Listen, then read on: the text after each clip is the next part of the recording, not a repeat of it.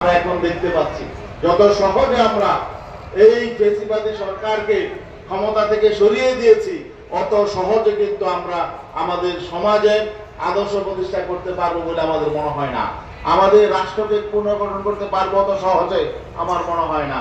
এই জন্য একটি আদর্শবান চরিত্রবান নেতৃত্ব প্রতিষ্ঠা করতে হবে। এই সমাজ এবং রাষ্ট্রে পর্যাপ্ত আদর্শবান চরিত্রবান সৎ নেতৃত্ব প্রতিষ্ঠার জন্যই ছাত্র আন্দোলনের জন্ম হয়েছিল।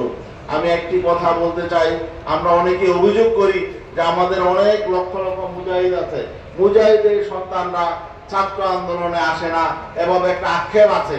কিন্তু এটা যেমন সত্য, পাশাপাশি কেন আসে না এটাও আমাদেরকে চিন্তা করতে হবে, মূল্যায়ন করতে হবে, ছাত্র আন্দোলনকে চিন্তা করতে হবে। সেটা হলো যে আসলে আমরা আমাদের এই ছাত্র আন্দোলনকে বা এই প্ল্যাটফর্মকে আমরা ওই রকম আকর্ষণীয় করে বা তাদের উপযোগী করে আমরা তৈরি করতে পারছি কিনা এটাও দেখতে হবে।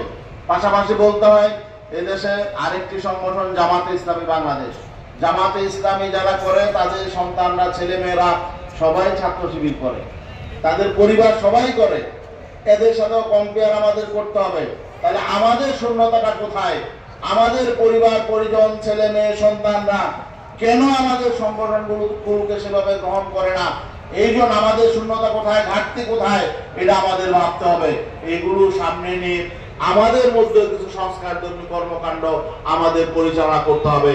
আমরা আমাদের ছাত্র যুব বিষয়ক সম্পাদকের সাথে আমার কথা হয়েছে, আমরা সামনে ছাত্র আন্দোলনকে আরো আকর্ষণীয়, আরো যুগোপযোগী, আরো যাতে এখান থেকে মেধাবী ছেলেরা নেতৃত্বে আসতে পারে ব্যাপকভাবে, বিশেষ করে আধুনিক কলেজ বিশ্ববিদ্যালয়ের ছেলেরা যাতে এটাকে গ্রহণ করতে পারে এমন উপযোগী কাঠামো আমরা গড়ে তোলার চেষ্টা করছি।